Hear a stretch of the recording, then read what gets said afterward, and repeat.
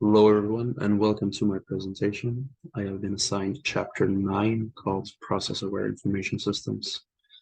The chapter essentially deals with different information systems that support process automation, and thereafter what a business process is and different kinds of technology suitable to achieve process automation, as well as their underlying logic and components. Lastly, the chapter discusses advantages and challenges of implementing a BMS. So this presentation will adhere to a similar structure to the book chapter. I aim to explain the fundamentals by explaining what a automated business process is. Thereafter, we'll go through what a process-aware information systems are with some examples. And additionally, we'll deep dive into a specific type, BPMS. And within the BPMS, we will deep dive into the different types, the architecture of BPMS, and an example of a BPMS in action. And then lastly, we will go through advantages and challenges of introducing a BPMS into an organization. What is an automated business process? As mentioned during lectures, process automation normally refers to the intent to automate any conceivable part of routine work. In our case, this will be a business process, and this is enabled by a software system that passes information both between systems as well as between the participants using the system. And later in this presentation, there's going to be an additional example of how the process can be automated. But here is one example on this slide where a sales process the system automatically updates inventory levels, generates sales reports, sends receipts to relevant parties, as opposed to manually doing all of these steps. So what are process-aware information systems? These are types of information systems that are designed to support and manage business processes. Further, it's important to note that we're concerned with systems that exploit knowledge about how different process activities relate to each other, i.e. process aware, as this is partially what allows us to achieve automation. And then process aware information systems are divided into two major categories that are based on the level of specificity and flexibility. Domain specific process-aware information systems include ERPs, CRMs, SCMs, PLMs, and these type of systems target specific industries with particular needs. For example, a CRM is usually designed to support and manage customer-related processes and activities, and therefore the features and functionalities are tailored to meet specific needs for sales, marketing, and customer service. Domain agnostic process-aware information systems, on the other hand, they are non-specific and generic, as they can be implemented to support modeling, execution, and managing of various types of business processes. They do not focus on any specific domain or industry, but rather they focus on the underlying process logic and its management. So the main difference between domain-specific and domain-agnostic is the level of specificity and flexibility that the systems provide. And this chapter, chapter 9, deep dives into BPMS, as mentioned previously, which is a domain-agnostic process-aware information system. So BPMS, a business process management system, is a software system that supports the design, analysis, execution, and monitoring of business processes based on explicit process models. The purpose of a BPMS is to automate and coordinate processes to ensure work is done at the right time and by the right resource. And then we have different types of BPMS, and they can be classified based on the degree of support they offer and their orientation towards either process or data. And the four types of BPMS include groupware systems, ad hoc workflow systems, production workflow systems, and lastly, case management systems. So groupware systems, usually users can easily share documents and information as well as directly communicate with other users. But in a strict sense, groupware systems do not directly support business processes. As you can see, they are completely unstructured. And then we have ad hoc workflow systems. As the name suggests, ad hoc workflow systems allow on-the-fly process definitions to be created and modified, even when there is already a process defined to deal with specific case types. So for example, I can add additional steps to a existing process if I see fit. This might work on the basis of a standard solution or template, which then can be deviated from during execution, as mentioned previously. But with ad hoc workflow systems, it's imperative that the end users are aware of the processes in which they operate.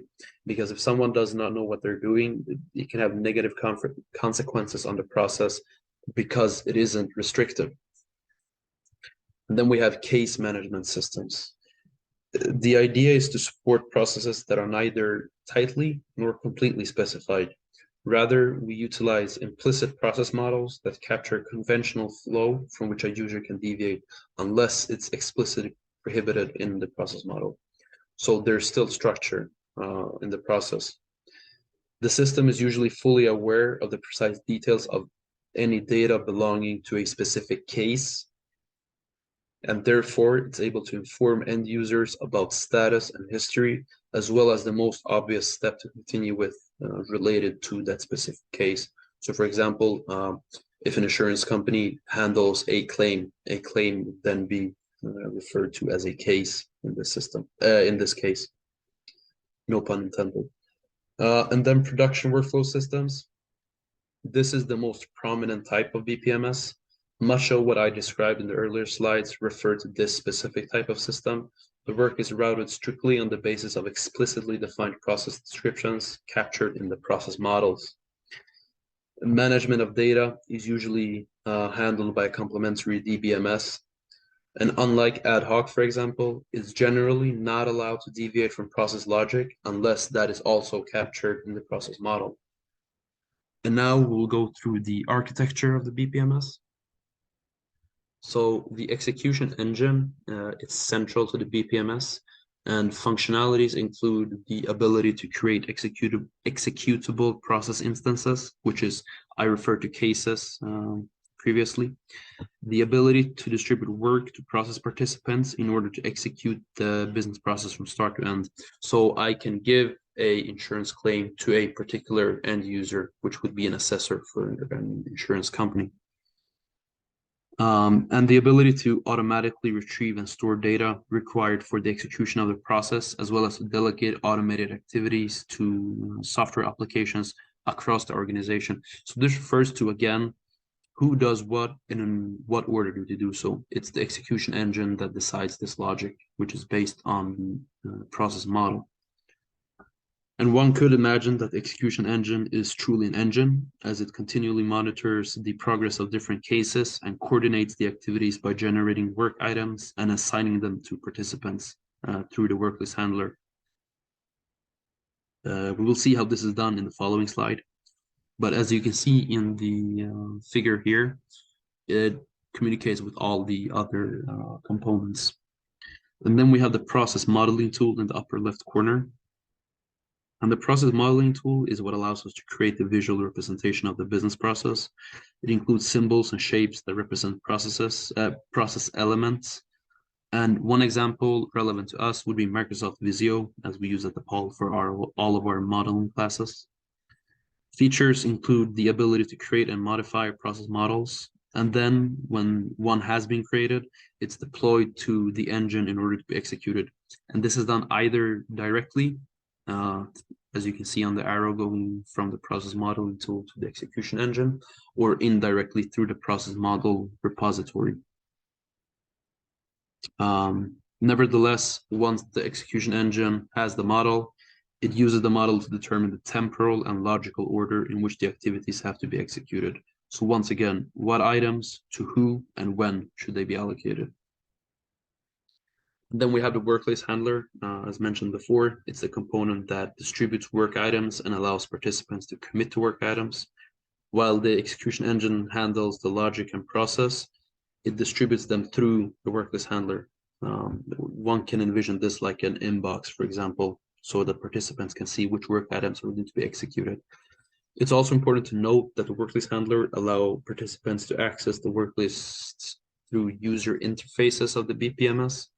The user interface allows participants to see things such as new tasks assigned to them, tasks in the backlog, data inputs, deadlines, instructions, or even delegate or reassign tasks. External services. It's common to connect the BPMS to external services, and as you can see in the diagram, it's depicted outside the rectangle, which is the internal system. So it's outside the internal system.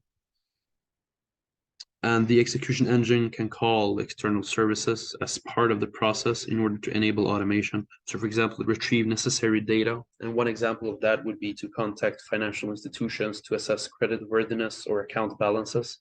And this also means that the external service has to expose an API to which the engine can interact. And then we have the administration monitoring tools. And as the name suggests, this pertains to tools necessary for the administration of all operational matters of a BPMS. For example, the BPMS has to be able to take into consideration if employees are unavailable for any reason, such as illness, for example, and then not allocate work or tasks to that employee. Monitoring functionality allows users to monitor the performance of running business processes. So for example, we can examine average cycle times, fraction of cases that are delivered too late, and the execution-related events are recorded and stored in the execution logs seen at the bottom left corner, from which they can also be retrieved for the monitoring functionality. We'll get into this later because it relates to historical or operational information of the BPMS. But this is the architecture of BPMS essentially. And here's an example. And there are two dimensions that I feel are important in this example. The procedure that specifies the various activities and the various participants who are involved in carrying out the activities, swim lanes. So one can envision this as a pool, and each swim lane is a participant, and inside of them is the logic, essentially. And the relationship between these swim lanes is based on the business rule of handling claims worth more or less than 1,000 euros. As you can see here, so if a case, they receive the claim, goes through here, if it's worth more than 1,000 euros, has to be assessed by a senior acceptor. If it's less than 1,000 euros, it can be assessed by a regular acceptor. And this is a business rule which dictates the logic, which then dictates the process, as you can see in the model. So the advantages of BPMS. Essentially, because we're talking about automation, one of the primary advantages is workload reduction. It takes care of transporting work items electronically and eliminates delays caused by, for example, internal postal services or manual handoffs. And even in some cases, a BPMS can handle entire processes, which is called STP, straight through processing, which reduces the need for human intervention. The BPMS essentially determines which activities need to be performed and in what order, and therefore saves time and effort for employees. It can also gather relevant information for a task and thereby eliminate the need for employees to search for files and other resources. Flexible system integration. This refers to the fact that the BPMS is domain agnostic. Primary advantage is that the BPMS enables organizations to become more flexible in both managing and updating business processes and applications. As it's not tied as a CRM would be, we can redefine the process as we see fit for our organization. And also the BPMS can help integrate separate systems. Usually these are legacy systems that the company has. The BPMS can connect them through itself in order to facilitate work. And then we have execution transparency. Operational information refers to information related to current or recent status of ongoing work items or cases. It doesn't necessarily have to be real time, but we can retrieve the statuses of current applications for consumers or for the company to use if necessary, as mentioned previously. Historic information can be used to evaluate performance of processes or conformance to rules in the processes. We can analyze average cycle times. We can identify cases that violated rules or timelines, and then take action accordingly. So, for example, Salonis is a process mining tool that uses historical information to generate business insights. We can see how many cases deviate from the desired business process. Why did it deviate? In which step did it deviate? How did the deviation affect the business process? And we can get business insights and then again act accordingly to either mitigate these or adjust the business process accordingly. And then we have execution transparency. Rule enforcement. In many cases, users have freedom to carry out the tasks the way they see fit. However, this usually doesn't translate to best practices or efficiency. Thus, by enforcing rules, we can ensure quality as well as efficiency. One example was the Sarbanes-Oxley Act, which Professor Fang went through in the class. By enforcing rules, partially we can ensure quality, but we can also ensure compliance with rules so that employees don't deviate and do as they see fit, which is very important when it comes to regulations and compliance rules. And then we have the challenges of introducing a BPMS.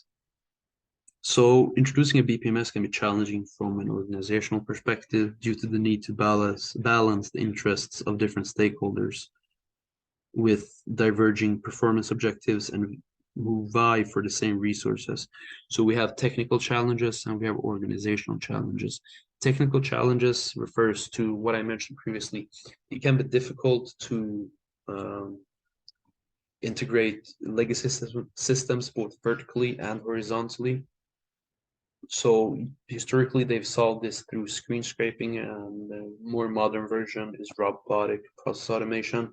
I will not deep dive into these because it's not that relevant. I just want everybody to know that they exist.